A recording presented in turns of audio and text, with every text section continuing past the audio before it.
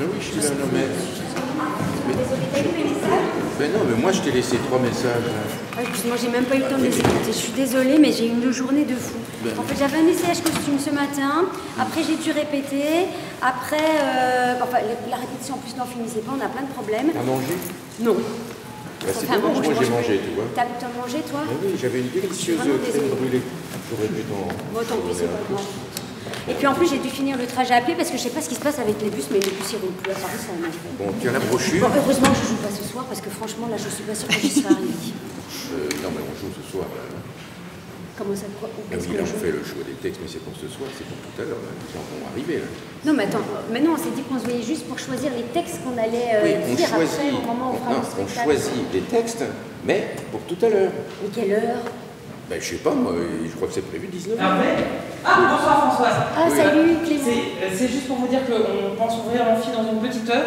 Et donc, Madame Lenoc m'a demandé si vous avez... Oui, ben ça va. Merci. Mais pourquoi faire dans une... Ben, on va se débrouiller. On va jouer, Françoise. Merci. Attends, madame, on a faussement en retard. Merci. Bon. Eh ben, écoute, tu as la brochure? Oui, oui, j'ai la brochure. Florence me l'a envoyée. Oui, je l'ai. Ça, c'est déjà bon. Bon. Bah, heureusement qu'on a des documents, hein, parce que on va piocher dans ce qu'on a apporté, puis on verra bien ce qu'on va pouvoir raconter du coup. Parce qu'en fait, on ne sait pas très bien ce qu'on va raconter. Mais comment veux-tu qu'on s'y retrouve parmi tous ces bouquins? Et puis, l'histoire du théâtre, qu'est-ce qu'elle raconte?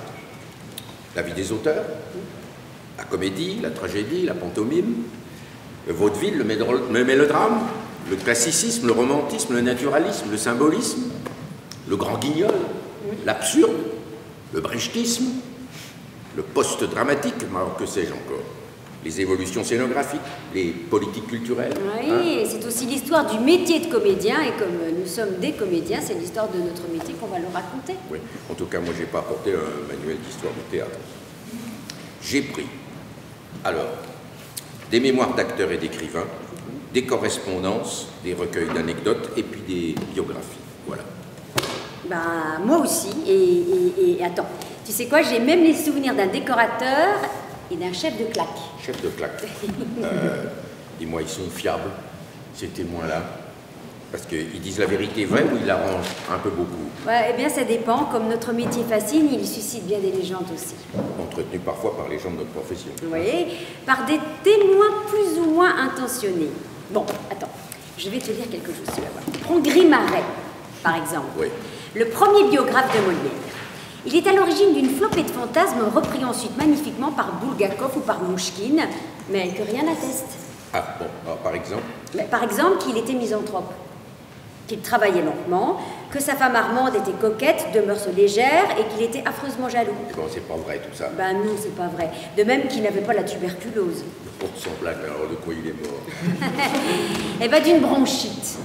Sans doute au cœur de l'hiver, en pleine épidémie. Enfin bon, même truffé d'erreurs, le récit de sa mort par Grimaret, que je vais te lire, reste sublime. Écoute bien. Le jour que l'on devait donner la 3e représentation du malade imaginaire, Molière se trouva tourmenté de sa fluxion beaucoup plus qu'à l'ordinaire, ce qui l'engagea de faire appeler sa femme, à qui il dit, en présence de Baron, « Tant que ma vie a été mêlée également de douleur et de plaisir, je me suis cru heureux. Mais aujourd'hui, je me vois bien qu'il me faut quitter la partie. Je ne puis plus tenir contre les douleurs et les déplaisirs qui ne me donnent pas un instant de relâche.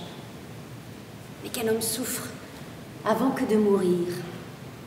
Je sens bien que je finis. » La Molière et Baron furent vivement touchés du discours de M. de Molière. Ils le conjurèrent, les larmes aux yeux, de ne point jouer ce jour-là et de prendre du repos pour se remettre. « Comment voulez-vous que je fasse ?» leur dit-il. « Il y a 50 pauvres ouvriers qui n'ont que leur journée pour vivre. Que feront-ils si l'on ne joue pas ?» Il envoya chercher les comédiens à qui il dit que, se sentant plus incommodés que de coutume, il ne jouerait point ce jour-là, s'il était prêt à 4 heures précises pour jouer la comédie. Les comédiens tinrent les lustres allumés et la toile levée précisément à 4 heures. Molière représenta avec beaucoup de difficulté, et la moitié des spectateurs s'aperçurent qu'en prononçant « jurons », Dans la cérémonie du malade imaginaire, il eut pris une convulsion. Et ayant remarqué lui-même que l'on s'en était aperçu, il se fit un effort et cacha par un ri forcé ce qui venait de lui arriver. Alors tu vois, d'après Grimaret, son camarade Baron, le trouvant mal en point dans sa loge après le spectacle, se hâta de raccompagner Molière chez lui. Là, Molière demanda à sa servante un morceau de parmesan avec un quignon de pain et réclama un oreiller. Une toux terrible le prend, il se met à cracher du sang. Baron serait alors allé chercher Armande, restée dans sa chambre. Molière, pendant ce temps, serait mort assisté de 2 religieuses, sans qu'Armande, arrivée trop tard, ait eu le temps de lui porter secours. Ça me rappelle le tableau qui est exposé à la Comédie Française où il meurt en bon chrétien, entouré de 2 religieux. Oui, sur la foi de Grimaret, tu as raison, c'est souvent ainsi qu'on le représente. Et où sont les erreurs alors dans ce récit? D'abord, Molière n'est pas mort après la 3e, mais la 4e représentation du malade imaginaire, le 17 février 1673. Un vendredi. Oui. Ensuite, il y a erreur sur l'horaire. 4 heures, dit-il. Ben, attends, c'est impossible qu'on ait commencé si tard en plein hiver, car il fallait rentrer avant la nuit. Enfin, aucun témoin oculaire n'atteste qu'il ait eu le pressentiment de cette issue fatale. Au contraire, les chroniqueurs du temps insistent sur la surprise que créèrent sa maladie et sa mort subite. Et c'est tout? Non. Est-ce que tu as remarqué l'omniprésence de Baron dans ce récit? Ah oui, le baron, le jeune comédien que Molière avait pris sous son aile. Exactement, c'est ça. Eh bien, la vérité, c'est que Baron a colporté un récit à sa propre gloire, orchestré par Grimaret. Selon celui-ci, Armande serait arrivée trop tard. Mais pure affabulation. Puisque dans sa requête du lendemain à l'archevêché de Paris, pour que son mari soit enterré en terre chrétienne, Armande raconte sa dernière heure. On avait envoyé chercher 2 curés qui ne s'étaient pas déplacés. Et quand le 3e arriva, ramené par son beau-frère, Molière était mort. Selon toute vraisemblance, durant cette heure d'agonie, tout le monde entourait Molière. Donc le récit de Grimaret, écrit des années plus tard, est à mon avis très suspect. Oui, et donc tant d'erreurs, j'ai le doute aussi sur la convulsion qu'il aurait pris sur scène. Et oui, mais ces légendes-là, tu sais, elles plaisent beaucoup. Parce qu'on aime croire à l'acteur prêt à sacrifier sa vie, à son art en mourant sur scène. Ah oui, alors c'est comme Montfleury. Tu vois qui est Montfleury? Bon, le grand acteur de l'Hôtel de Bourgogne, dont se moque Molière dans l'impromptu de Versailles. Cyrano. Cyrano, lui aussi. Rostand lui taille un beau tablier. Et alors on dit qu'il mourut dans son ardeur dramatique. Et il se serait tant emporté en jouant Oreste dans Andromaque de Racine qu'il se serait pété une veine. Et alors d'autres prétendent que le cercle de fer entourant son gros ventre avait lâché sous ses efforts. Tout ça a beau avoir été démenti, et la vérité étant qu'il mourut d'une fièvre. Mais on n'en lit pas moins dans le Parnasse réformé, cette déclaration fantôme du fantôme de Montfleury. Je vais te la lire. Je vais faire Montfleury. Plût à Dieu qu'on n'eût jamais fait de tragédie, je serais encore en état de paraître sur le théâtre. J'ai usé tous mes poumons dans ces violents mouvements de jalousie, d'amour et d'ambition.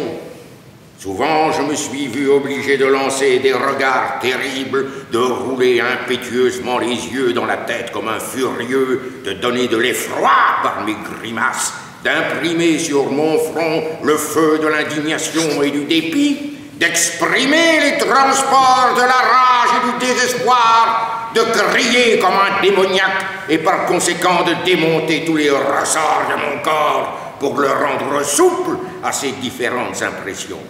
Qui voudra donc savoir de quoi je suis mort? Qu'il ne me demande point si c'est de la fièvre, de l'hydropisie ou de la goutte, mais qu'il sache que c'est d'Andromaque.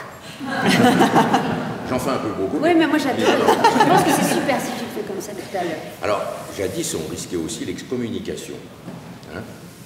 En tout cas, il était difficile d'être enterré en terre chrétienne avant le 19e siècle. Et l'on subissait les foudres des prédicateurs chrétiens pour qui le théâtre était une impiété. Parce que, en fait, en imitant la création, on s'y faisait le rival du créateur. Et puis, c'était une école du vice. Du vice? Du vice. Bah, pourquoi une école du vice? Parce que les femmes y montraient leur charme? Oui, bon, Oui, mais aussi parce qu'à la comédie, on riait de son prochain. On apprenait à désobéir aux parents, à moquer la vertu, et qu'à la tragédie, on prenait un plaisir pervers, celui de la terreur et des larmes. Les jésuites, pourtant, pratiquaient le théâtre à des fins éducatives. Oui, ben, les jésuites. Mais ils observaient la Lune au même moment que Galilée.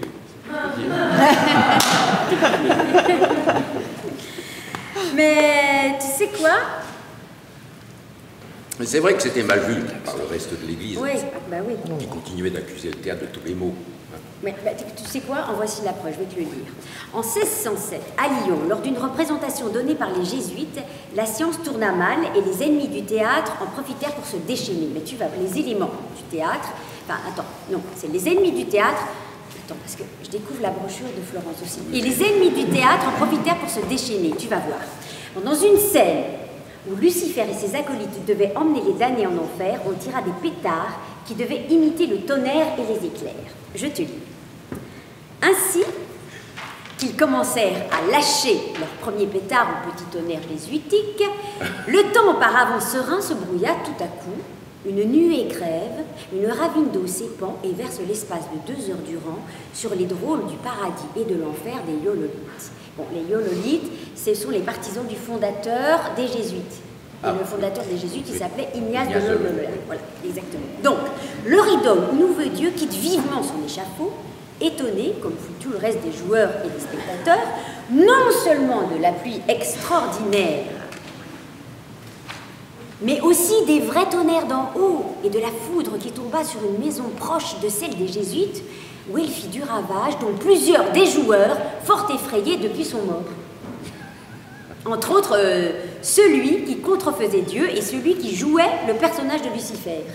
Tellement emporté de maladie pour s'être trop échauffé que l'on a pu y remarquer le secret et redoutable jugement du Tout-Puissant sur telle abomination et attentat exécrable contre celui qui domine au ciel et en la terre. Bon, mais c'est une propagande théâtrophobe entièrement fallacieuse. Mais bien sûr, la colère divine n'avait tué aucun acteur. La condamnation de notre métier par l'Église est l'une des plus grandes menaces pesant sur les épaules de nos prédécesseurs. Sous Cromwell, dans l'Angleterre protestante du XVIIe siècle, le théâtre a carrément été interdit, ce qui a d'ailleurs entraîné sa pratique clandestine. Tu sais, on n'est pas à l'abri d'un tel obscurantisme. Bah, témoin, tu te souviens, la tentative heureusement vaine par des groupes de processions catholiques intégristes de faire interdire il n'y a pas si longtemps la pièce de Romeo Castellucci sur le concept du visage du Fils de Dieu. Alors d'autant que le Vatican a reconnu que c'était une pièce chrétienne. Oui. Au moins, ce danger-là, toujours présent, nous est extérieur. Mais les risques du métier sont parfois sur la scène même où toutes sortes d'accidents sont possibles. Tu vois ce que je veux dire? Oui, oui. Et puis alors les plus bêtes, les accidents, les imprévus matériels, physiques ou psychologiques. Il y a quelque chose qui est tombé sur le plateau la dernière fois, depuis les cintres. C'est pas vrai. Si, je te jure, c'est vrai. Et alors le premier, en fait, le souci qu'on rencontre et dont, d'une certaine manière, le public est friand, c'est le trou de mémoire. Mais ne m'en parle pas. Il faudrait en raconter un tout à l'heure. Tu veux que je t'en raconte un, moi? T'en as un? Mon trou de mémoire. Parce que moi j'en ai aussi. T'en as aussi? Oh là là. Non, mais moi, je vais t'en raconter un. Écoute, c'est là que j'ai compris pourquoi on appelait ça un trou de mémoire. Mais j'ai vraiment eu l'impression que je tombais dans un trou. En fait, à l'époque, je jouais au studio théâtre et après, j'enchaînais avec Cyrano à la salle Richelieu. Je crois, je sais pas, je devais être fatiguée. Ça faisait quand même quelques temps qu'on jouait Cyrano. Mais t'étais pas là, c'était pas avec toi. Et en fait, à un moment donné, je suis censée lire une lettre que De Guiche m'envoie. Oui, et donc, je suis censée lire une lettre. Mais en fait, sur cette lettre, il n'y avait rien d'écrit. J'étais censée la connaître par cœur, la lettre. Et donc, j'étais face au public et je prenais le papier et je devais dire Mademoiselle et puis lire la lettre de Guiche. Et je commence, je dis Mademoiselle. Et rien, mais rien ne me venait. Et je disais, et je redis mademoiselle, et dans ma tête, je disais mademoiselle, mademoiselle, mademoiselle, rien ne me venait. Mais c'était horrible. Et je me suis dit, mais qu'est-ce que je fais? Et je me suis retournée vers mes camarades qui étaient en scène. Je me souviens, il y avait Michel Robin, Anne Kessler, Michel Villarmoz, Éric Ruff, et rien ne me venait. Et je les ai regardés, et j'ai fait, je ne sais pas. Et alors, il y a Éric Ruff qui s'est détaché comme ça. Il est venu, il a regardé la lettre que je tenais piteusement à la main. Il s'est penché, il a regardé, il m'a dit, il faut souscrire. Et j'étais tellement paniquée, j'ai dit, il faut quoi? Et il m'a dit, très gentiment, il faut souscrire. J'ai fait, ah oui. Et alors, je suis repartie. Mais tu sais que pendant des semaines, chaque fois qu'on jouait à Cyrano de Bergerac, chaque fois que je disais Mademoiselle, j'avais une angoisse. J'étais persuadée que j'allais de nouveau avoir un trou de mémoire. Le trou, c'est... C'est terrible. Et le temps est loin où on entendait le souffleur. Et parfois, nous, ça nous est arrivé encore, sur Poussière, on entendait Rode souffler plus fort que nous. Et, mais c'est vrai qu'avant, on jouait au souffleur. Et le souffleur venait murmurer le texte aux artistes depuis le trou. Il faut dire que c'est vrai que jadis, on n'apprenait pas parfaitement son texte. Les actrices se faisaient même des antisèches sur leurs éventails. Mais tu sais que l'autre risque du métier, c'était la crédulité du public. L'illusion théâtrale faisait parfois perdre la tête aux spectateurs. Mieux vaut aller alors jouer les personnages sympathiques que les traîtres ou les méchants. Ça, c'est sûr. Tiens, je vais te raconter une anecdote. C'est Stendhal qui rapporte cette anecdote. L'année dernière, c'est en août 1822, le soldat qui était en faction dans l'intérieur du théâtre de Baltimore, voyant Othello, qui au 5e acte de la tragédie de ce nom allait tuer Desdémone, s'écria « Il ne sera jamais dit qu'en ma présence un maudit nègre aura tué une femme blanche. » Et au même moment, le soldat tire son coup de fusil et casse un bras à l'acteur qui faisait Othello. Mais il y a dans un film italien qui s'appelle Caprice à l'italienne, il y a un sketch de Pasolini qui s'appelle « Que sont les nuages ?» Et il y a Toto qui joue Iago et il y a Ninetto Davoli qui joue Othello. Et ils sont peints, Toto est ouvert. Et en fait, c'est des marionnettes. Et au bout d'un moment, les spectateurs, qui sont tous des paysans, qui sont en train de regarder, montent sur la scène et en fait cassent la figure aux acteurs. Donc c'est quelque chose de récurrent. Non mais c'est fou, mais c'est incroyable parce que en fait, le public sait bien que nous ne sommes pas nos personnages quand même. Mais il faut croire que jadis, il en allait différemment. Oui, il y avait une identification en fait. Ben oui. Ça colle, c'est faux. Oui. Tu sais, justement, tu parles de ça, mais en témoigne cette mésaventure arrivée au XVIIIe siècle à Mademoiselle Doménil à la Comédie Française. Un jour qu'elle jouait le rôle de la reine criminelle dans Rodogune de Corneille, au 5e acte, lorsque prête à expirer, elle terminait ses imprécations par ce vers « Je maudirais les dieux s'ils me rendaient le jour », elle se sentit frappée d'un grand coup de poing dans le dos par un vieux militaire qui lui dit à haute et intelligible voix « Va chienne à tous les diables !» Cet acte de délire interrompit le spectacle et ne laissait pas que d'émotionner un peu l'actrice qui s'écria « Mais voilà l'éloge le plus flatteur que j'ai jamais reçu !» Bon, ça se trouve dans ça se trouve en fait dans ce recueil intitulé anecdotes de théâtre, comédiens, comédiennes, bons mots des coulisses et du parterre. Et alors pourquoi parle-t-on des bons mots du parterre, et pas du public, des corbeilles, des baignoires, des loges? Mais parce que le parterre, autant il était encore debout, avant qu'on y mette des sièges et qu'il ne devienne l'orchestre, comme on le connaît aujourd'hui, il était réservé aux classes populaires, aux petits boutiquiers, aux ouvriers, aux artisans, aux étudiants. Ces gens-là interpellaient les acteurs, traduisaient les intrigues historiques en termes contemporains. Mais en fait, ils disaient tout haut ce que les gens chics des loges pensaient parfois tout bas. Oui. Les acteurs n'étaient pas à l'abri de leur ironie mordante. Mais oui, ça a d'ailleurs été le cas de ce pauvre baron dont on parlait tout à l'heure, qui était le 16e sociétaire de la Comédie Française. T'es combien, toi? 507. 522. Enfin, j'étais 522 maintenant. Mais tu restes les 500. Oui, mais je resterai de 500. Finalement, ça fait pas tant que ça. Finalement, on ne remplit pas la salle de Richelieu. C'est vrai. Et alors lui, qui fit les jeunes premiers jusqu'à sa mort, il voulait encore, après de 80 ans, jouer Britannicus. Non mais imagine la réaction du public. Plusieurs spectateurs, choqués de voir le personnage de Britannicus, qui est un prince à peine sorti de l'enfance, représenté par un vieillard septuagénaire, ne purent s'empêcher de rire et d'interrompre le spectacle. Et Baron, sans se déconcentrer, s'avance sur le bord du théâtre, il croise les bras, et après avoir regardé fixement le parterre, il s'écrie en poussant un profond soupir « Ingrat parterre que j'ai élevé !» Et il continue son rôle. Bah aujourd'hui, tu sais, nos rôles évoluent avec nos âges et l'on ne reste pas éternellement chef de son emploi comme Mademoiselle Mars qui avait 52 ans quand elle créa la jeune première d'Hernani, ou comme Mounet Sully qui jouait Hamlet à 71 ans. Ouais, puis le public est plus respectueux aujourd'hui qu'autrefois, quand même. C'est pourquoi le type du plaisant du parterre a disparu. Bon, alors le plaisant du parterre, qu'est-ce? Alors, ce terme désignait le petit malin qui s'autorisait des bons mots à la cantonade pour faire rire à son profit. Les anecdotes de théâtre en sont pleines. Alors, attends. J'ai lu celle-ci dans les mémoires de Jules Lannes, un chef de claque de l'époque romantique des plaisants du parterre. Il en a croisé et écoute ce qu'il raconte. Attends. Il m'en souvient encore, dans ma jeunesse, j'assistais à la Porte Saint-Martin à la première d'un drame, le Doge de Venise. À la fin du premier acte, Martino Faliero donnait rendez-vous aux conjurés sur la place Saint-Jean-et-Paul de Venise en leur disant « Séparons-nous, je vous attends 2 heures avant minuit. » « Autant dire 10 heures !» s'écria un plaisant du parterre.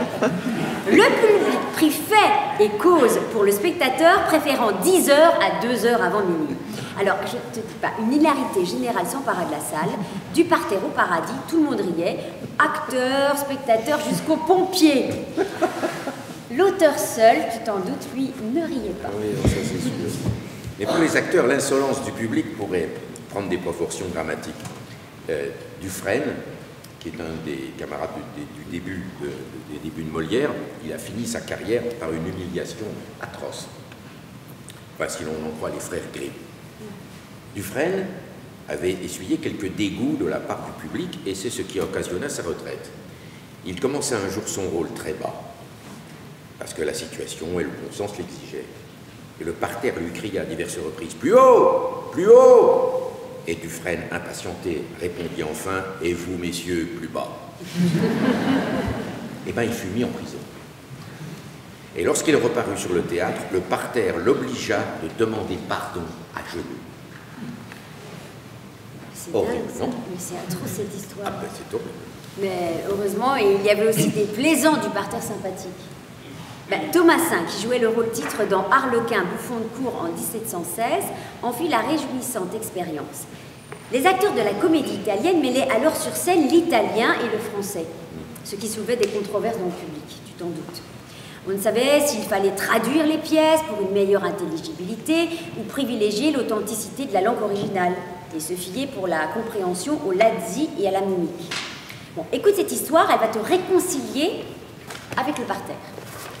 Alors, après une représentation, Thomasin s'avança sur le bord du théâtre et s'adressant aux spectateurs dans un jargon moitié italien, moitié français, qui faisait plaisir dans sa bouche, dit « Messieurs, je vous dis une picciole fable, mais la dirò en italien, et ceux qui l'entenderanno l'expliqueranno à ceux qui ne l'entendent pas. » Alors il raconta de la manière la plus comique la fable de La Fontaine, du meunier, de son fils et de l'âne. Il accompagnait son récit de tous les gestes qui lui étaient familiers. Il descendait de l'âne avec le meunier, il y montait avec le jeune homme, il trottait devant eux. Il prenait tous les différents tons des contrôleurs et des contrôleuses, et après avoir fini ce récit comique, il ajouta en français « Messieurs, venons à l'explication. Je suis le bonhomme, je suis son fils, et je suis encore l'âne. Les uns me disent « Harlequin, il faut parler français, les dames ne vous entendent point, et bien des hommes ne vous entendent guère. » Je me tourne d'un autre côté, et des seigneurs me disent « Harlequin, vous ne devez pas parler français, vous perdrez votre feu. » Je suis bien embarrassée. Parlerai-je italien? Parlerai-je français? Je vous le demande, messieurs.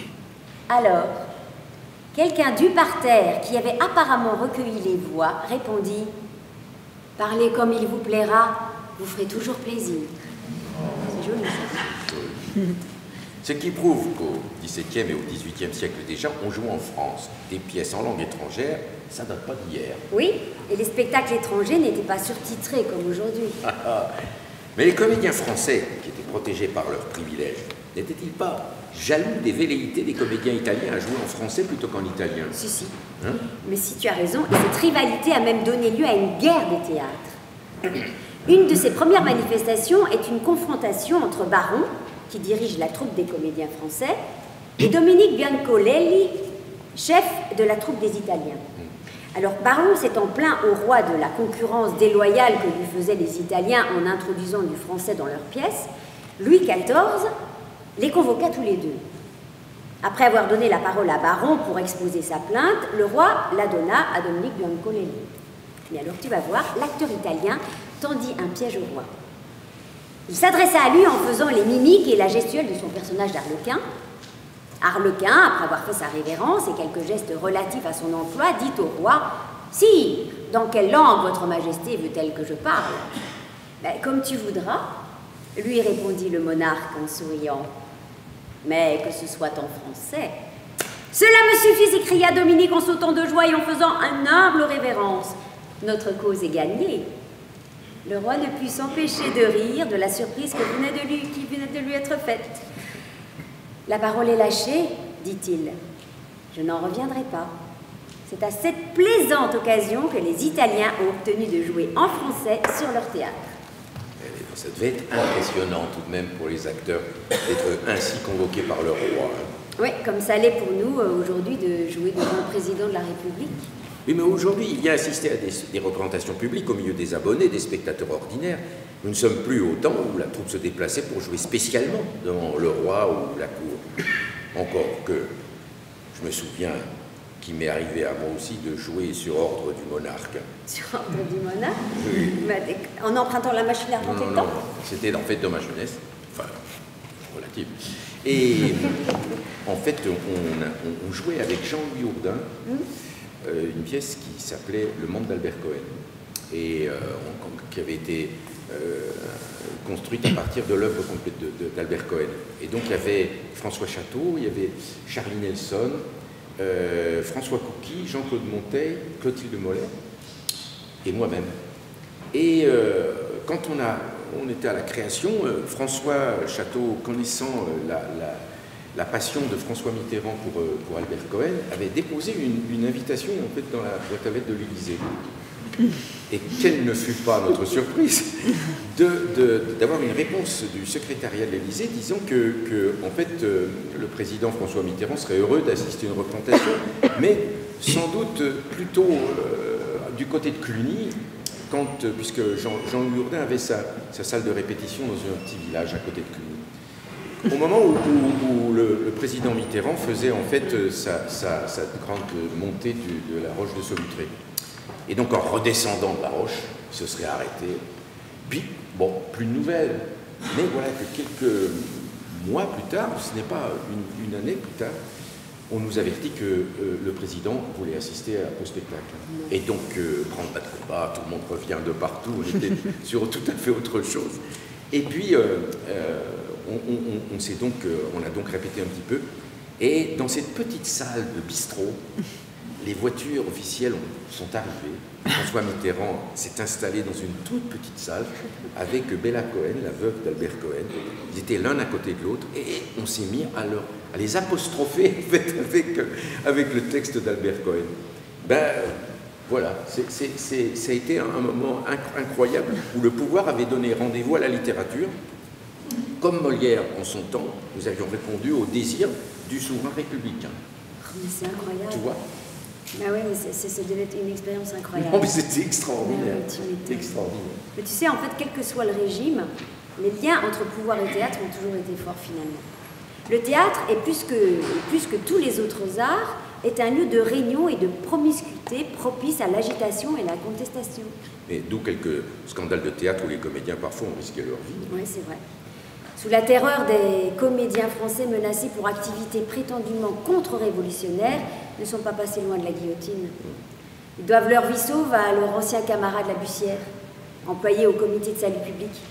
Il faisait disparaître les papiers compromettants. D'ailleurs, quand on rentre en scène tous les soirs, il y a à gauche une plaque commémorative.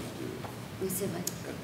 Et un siècle plus tard, le drame de Victorien Sardou, Thermidor, qui peignait Robespierre sous des dehors odieux et critiquait la terreur, fut interdit. Et c'est à cette occasion que Clémenceau prononça sa fameuse formule « La révolution est un bloc ». On était au début de la Troisième République, qui avait encore besoin de s'affirmer, et le théâtre français fut sommé de retirer cette pièce, jugée trop critique à l'égard de la Révolution française. Autre exemple, la bataille des Paravents de Jean Genet, peu après la guerre d'Algérie, où l'extrême droite s'est alarmée que l'Odéon subventionnait jouer une pièce antimilitariste, voire anti-française. Mais cette fois, le ministre de la Culture, André Malraux, a eu le courage de tenir bon à la Chambre et refusa de retirer sa subvention à Jean Libarot, le directeur de l'Odéon, qui avait programmé la pièce de Genet. La bataille fut quand même très violente, avec des bagarres, des jets de bouteilles, des boulons, des chaises, des fumigènes, des manifestations, c'était incroyable. Et à côté, les querelles entre la comédie italienne et la comédie française nous paraissent un peu dérisoires. Revenons-y justement. À l'époque, c'est donc le pouvoir, c'est donc du public qui a autorisé les acteurs italiens à jouer en français. Oui, et réciproquement. Les écrivains français ont acclimaté les personnages de comédie italienne à notre langue. C'est ainsi que dans Le jeu de l'amour et du hasard de Marivaux, où l'héroïne s'appelle Sylvia, comme l'actrice dont c'était le nom de scène. Il fait évoluer l'emploi de la jeune première à partir de types italiens. On raconte d'ailleurs qu'il n'avait jamais rencontré les acteurs avant la première et que pendant l'entracte, il était venu voir Sylvia incognito pour la complimenter. Il en avait profité pour lui donner quelques conseils, épaté que cet inconnu comprenne si bien le personnage et lui aurait dit quelque chose comme « Vous devez être ou le diable ou l'auteur ». Et il aurait répondu « Je ne suis pas le diable ». Il arrive aussi que ce soit le comédien qui apprenne à l'auteur lui-même des choses sur son personnage. Voltaire dit ainsi à Brizard, qui jouait son Brutus, « Vous m'avez fait voir dans votre rôle des beautés qu'en le faisant, je n'avais pas aperçu. » Et ce même Voltaire, entendant la Clairon jouer une de ses pièces, se serait exclamé « Est-ce bien moi qui ai fait cela ?» On est sûr de ça? Oui, c'est Diderot qui le raconte dans le Paradoxe sur le comédien.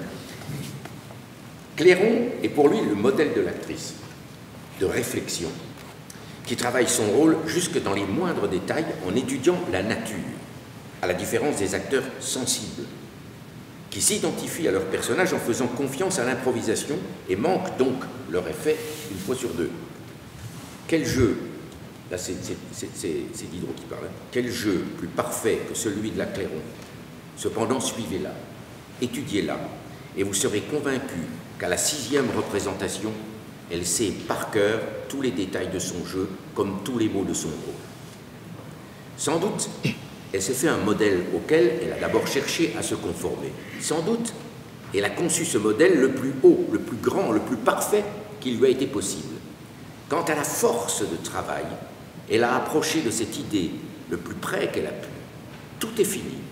Se tenir ferme, là, c'est une pure affaire d'exercice et de mémoire. Si vous assistiez à ces études, combien de fois vous lui diriez « vous y êtes » et combien de fois elle vous répondrait « vous vous trompez ». Une fois élevée à la hauteur de son fantôme, elle se possède, elle se répète sans émotion, comme il nous arrive quelquefois dans le rêve. Sa tête touche au nu, ses mains vont chercher les deux confins de l'horizon. Elle est l'âme d'un grand mannequin qui l'enveloppe.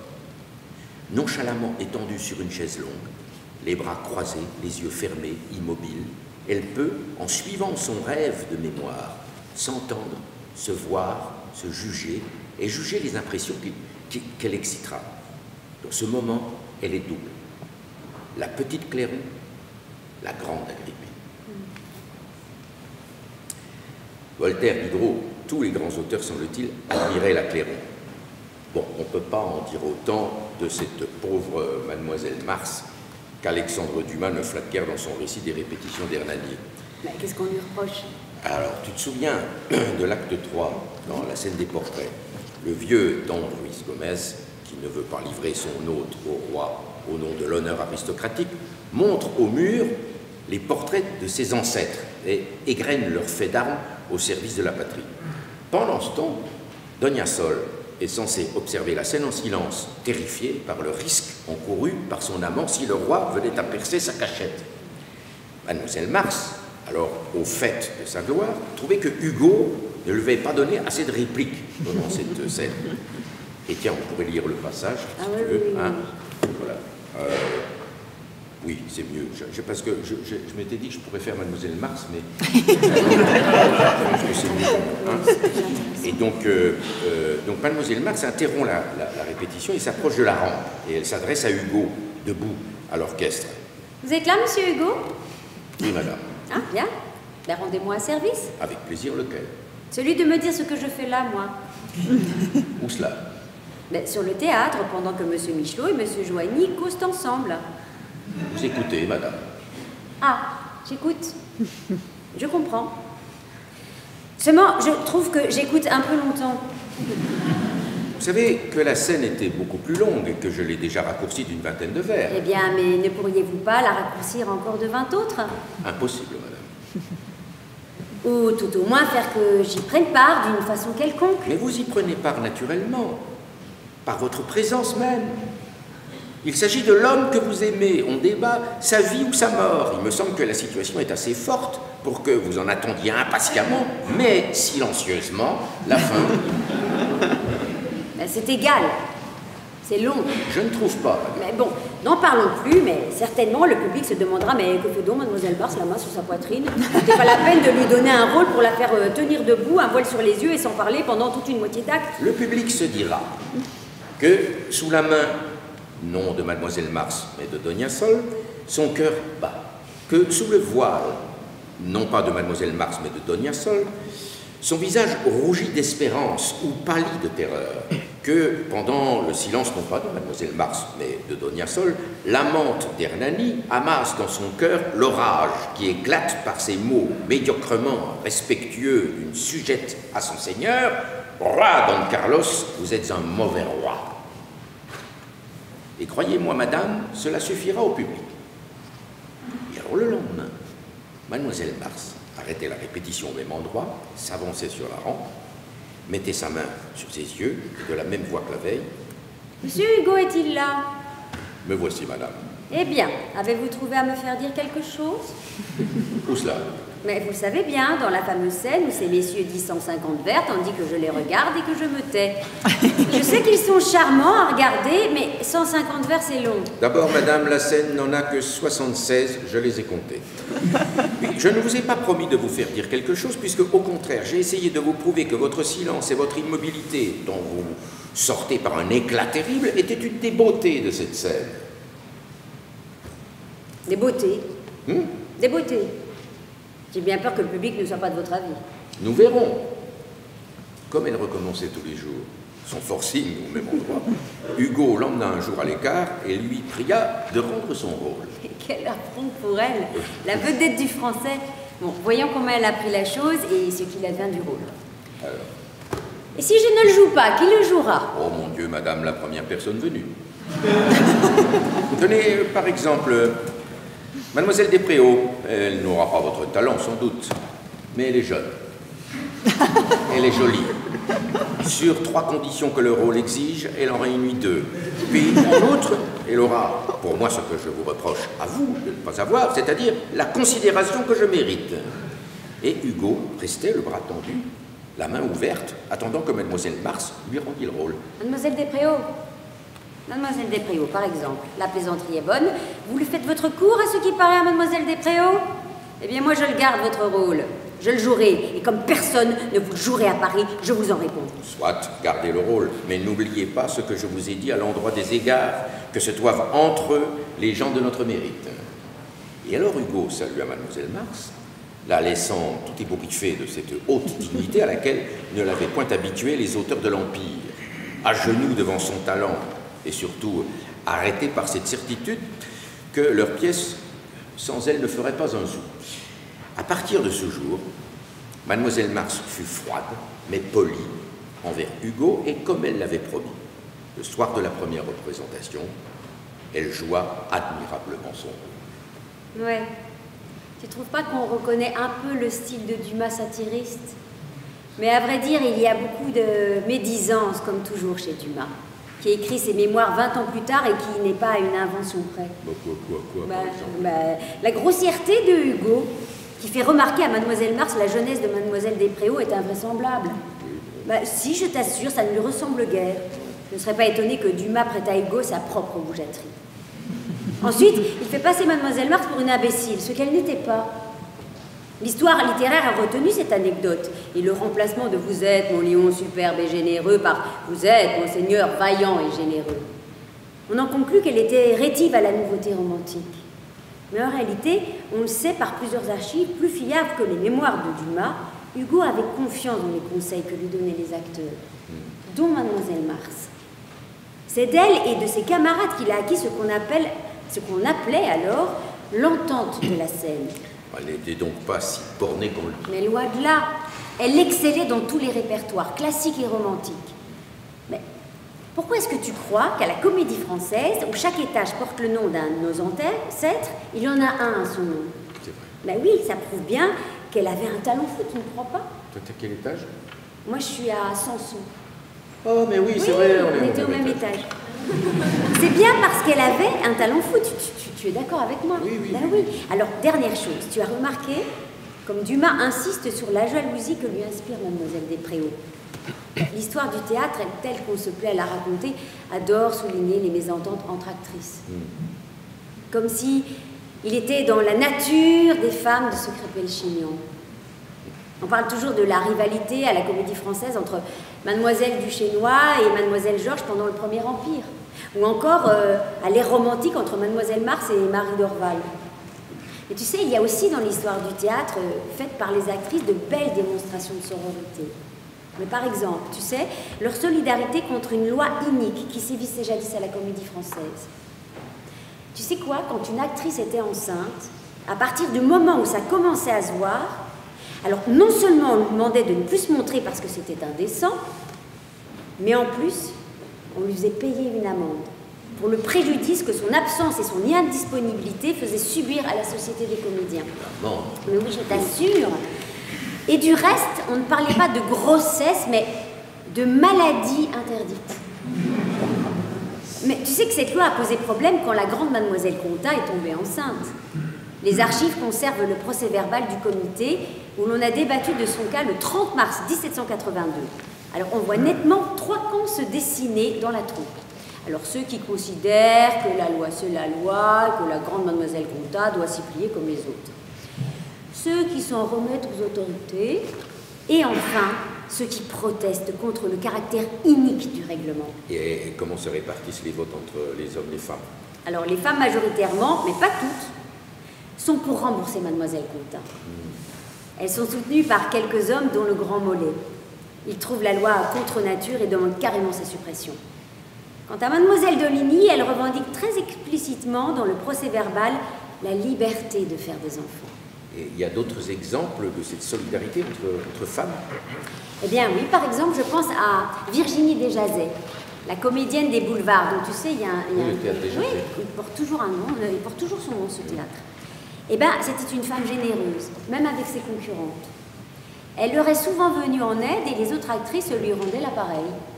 Quand elle s'est retrouvée dans le besoin, la grande Rachel de la Comédie Française a joué un acte pour elle dans une soirée à bénéfice.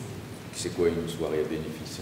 Une représentation exceptionnelle, payante pour les spectateurs, mais offerte par les artistes qui renonçaient à leur cachet.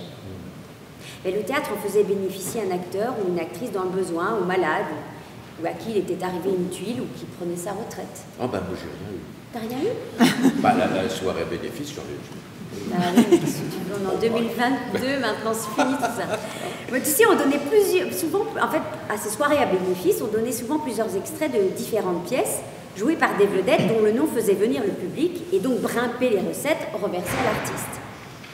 Un autre exemple de ça, par exemple, Sarah Bernard a eu besoin de 40 000 francs pour rembourser les dégâts causés à son immeuble par un incendie de son appartement qu'elle n'avait malheureusement pas assuré. 40 000 francs, ça fait quoi en euros? Environ 200 000 euros. Ah oui, c'est pas mal. Eh bien, l'Odéon lui organisa une soirée à bénéfice à laquelle participa la jeune cantatrice Adeline Paty, qui était la coqueluche des étudiants du quartier latin. Alors, ceux-ci lui firent un triomphe, et grâce à cette soirée, eh bien, Sarah Bernard, elle a pu rembourser la compagnie d'assurance. Ben, on a donc bien tort de présenter les actrices comme des championnes du crépage de chignon. Oui. Alors qu'on valorise tant la camaraderie masculine. Par exemple, Dumas, toujours lui, dans ses mémoires, se souvient qu'après la première de Christine, comme il n'était pas très bon versificateur, alors, et que ce sont des Alexandrins et qu'il avait du mal à passer la rampe, alors Hugo et Vigny, grands poètes, eux, lui sont venus en aide. Pendant le festin d'après la première, plus sobre que leurs copains, ils se sont mis dans un coin pour réécrire la pièce de leurs camarades en corrigeant avantageusement les vers sifflés. Mais à la camaraderie entre auteurs, on devrait ajouter la coopération entre acteurs et auteurs. Leur collaboration pouvait aller jusqu'à la coécriture de certains passages. C'était le cas de Talma. Eh bien, tiens, encore un nom d'un de nos étages à la Comédie Française, oui. Mais nous, on est à Samson. Nous, on est à Samson. Qui a écrit ou remanié une partie de ses rôles shakespeariens, et du grand Frédéric Lemaître, qui modifia le texte du mélodrame L'Auberge des Adrets pour le faire résonner avec l'actualité. Et comme jadis, les pièces n'étaient imprimées qu'après la première, pour que leur intrigue ne soit pas déflorée, les auteurs avaient le temps d'inclure dans le texte les inventions des acteurs. On pourrait raconter, par exemple, le jeu de scène inventé par Marie Dorval, consigné ensuite en didascalie par Vigny au dénouement de Chatterton. Ah oui, si je me rappelle bien, Marie Dorval jouait le rôle de Kitty. Voilà. L'épouse mal mariée, logeuse et amoureuse du jeune poète qui se suicide parce qu'il a été humilié, c'est ça? Voilà, c'est ça. Et alors, le décor était spectaculaire, avec en bas le salon et à l'étage, les chambres, dont celle de Chatterton. Les deux étages étaient reliés par un escalier monumental.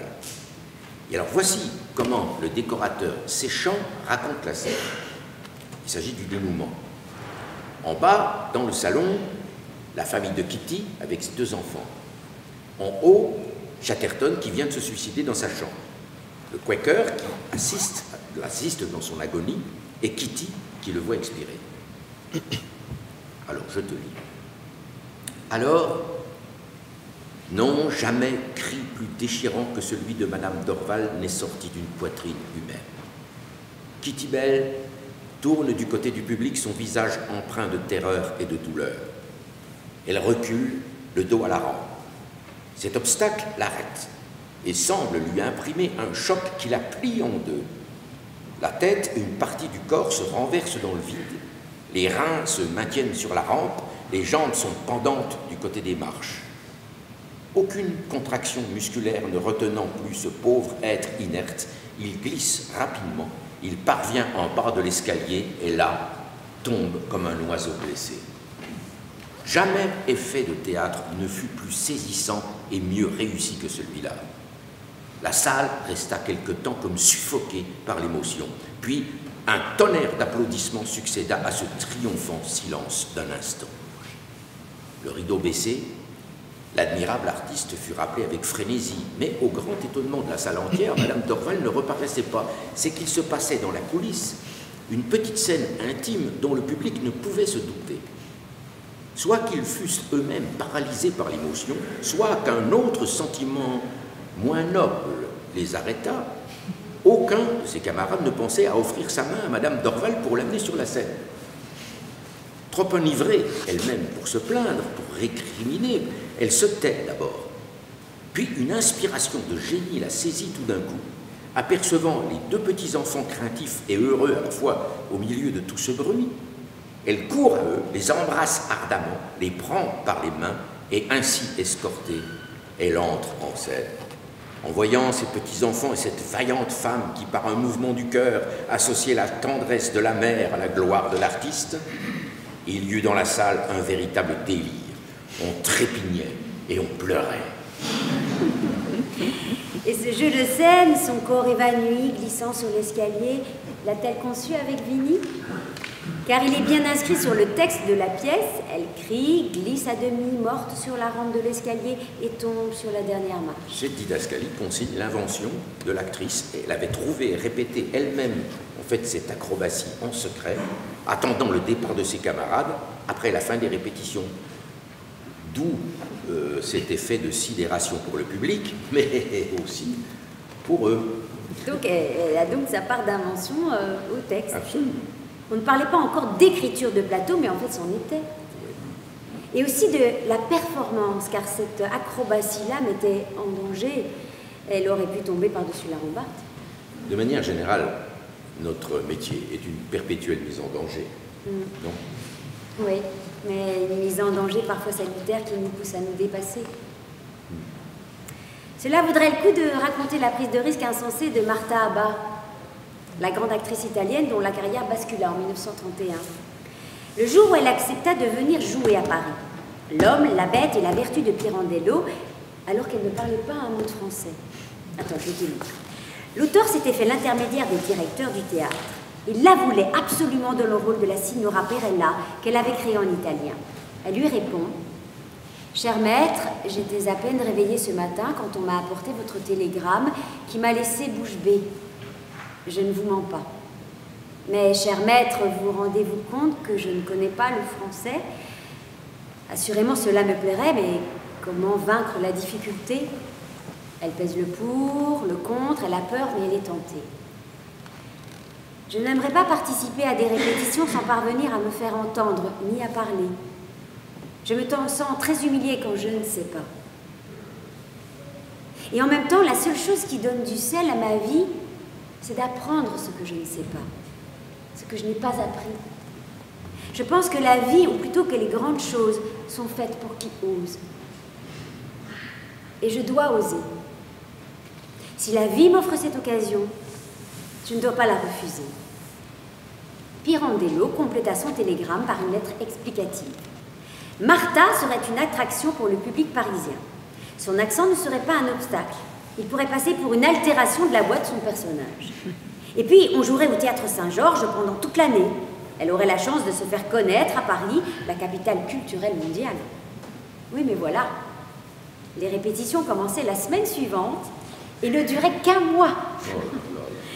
Mais Martha n'hésita pas longtemps. Elle a couru à Paris, appris le texte et joua en français son personnage avec grâce. Comme un automate, une marionnette telle que Pirandello l'avait écrit. Ce fut un triomphe éclatant et un tournant dans sa carrière. Fallait le faire. Françoise, Hervé, Oui. on va bientôt ouvrir les portes de l'amphi là. Ah Bon, bah non, mais... Vous êtes prêts? Ah oui, oui, on est fin prêt, on est fin prêt. oui. Allez-y, vous occupez pas de nous, hein. Bon, en fait, on n'est pas prêt. Merci, hein, Agathe.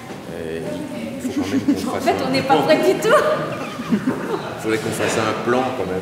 Oui, en fait, on fait un plan, puis on Bon, improvisera. attends, je récapitule. On va commencer par les dangers du métier d'acteur, la condamnation du théâtre par l'Église, l'agressivité des spectateurs victimes de l'illusion théâtrale, hein, Oui, ça, d'accord, c'est l'insolence des plaisants du théâtre, du parterre, la peur du trou de mémoire. Ah, ça, c'est bien. Les rivalités entre troupes. troupes, les rapports entre théâtre et pouvoir.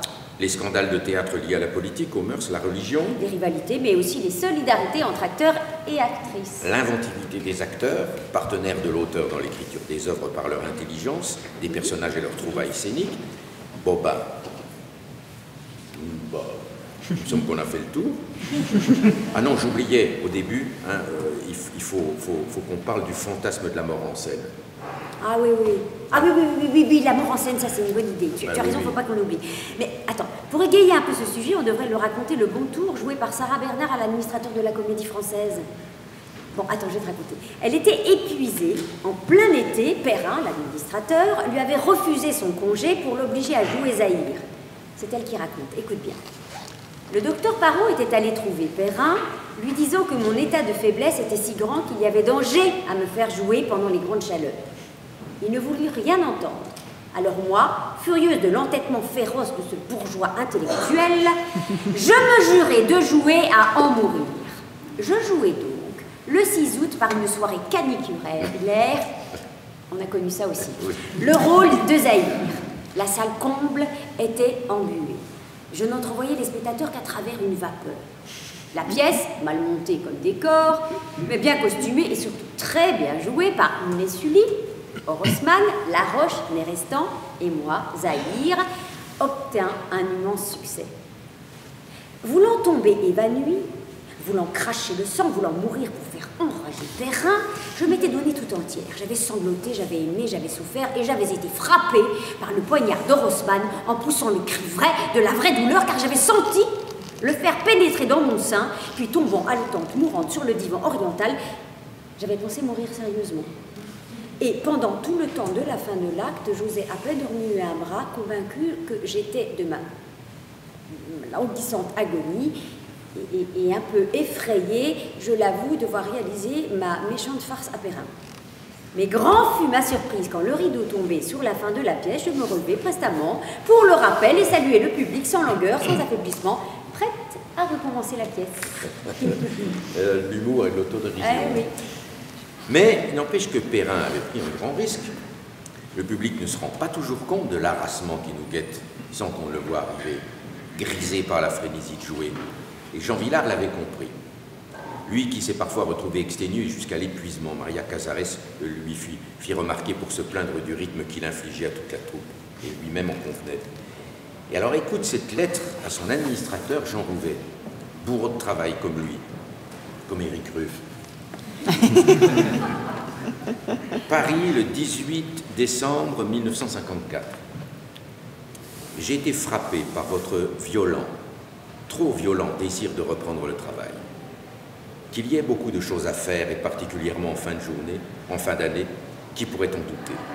Qu'il y ait le cahier des charges, les achats, les impôts, la saison d'été, les créations de février-mars, etc., les réponses à tel maire, tel adjoint, telle visite à tel ministre, qu'il y ait... Cette page ne suffirait pas à les mentionner. Mais il y a deux choses, et je voudrais que vous en fassiez vos deux lois personnelles pour votre bien d'abord. Il y a la santé.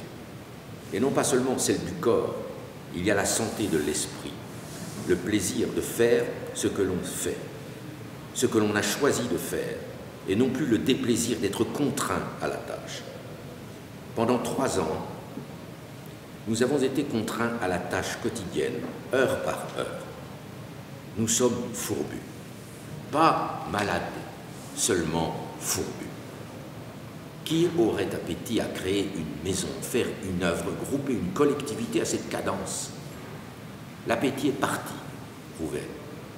Elle a remplacé le repas rapide, la digestion haletante, la vie la plus dangereuse, la plus grave qui soit pour l'œuvre même à accomplir désormais, et contre laquelle non pas, hélas, notre réflexion, mais notre corps s'insurge. Je ne suis pas d'accord à ce que vous repreniez le travail lundi. Je ne suis pas d'accord, je le serai de moins en moins, jusqu'au jour où, ne pouvant préserver la santé de ceux que, dans mon équipe, j'estime et souhaite heureux, jusqu'au jour où je remettrai ma démission pour cause non pas de santé seulement, mais de détente. Oui, de détente. Car un bon travail de création, administration ou scène, se fait avec du calme, de la réflexion, des lectures. Certes, la nonchalance n'est pas une règle de vie, ni l'oisiveté, mais le goût violent de travailler 15 heures par jour, c'est un crime. Bon, tu as travaillé combien d'heures aujourd'hui, toi, hein? Entre les répétitions de mon prochain spectacle, l'essayage que j'ai fait ce matin. Ah oui, j'ai oublié de te dire, j'ai fait aussi une interview. La lecture d'un livre sur l'auteur que je suis en train de travailler. Et puis voilà, notre petit rendez-vous de répétition, je sais pas, ça doit être 10 heures. La 10e heure, oui. Oui. Bonsoir et bienvenue. Merci. Bon, j'ai pas eu le temps de vous saluer jusqu'à présent. Je vous ai envoyé Agathe et Clément. C'est parce que ça fait 10 heures que je travaille depuis ce matin avec l'organisation du colloque. Oui. Mais enfin bon, là, le public attend, il trépigne même à la porte de l'amphi. Donc Clément qui est là et puis Agathe attendent votre feu vert pour le faire entrer. Ouais, je pense qu'on est prêt. La brochure est bien, tu sais. Oui, franchement, merci. Alors on fait rentrer le public. On peut faire rentrer le public.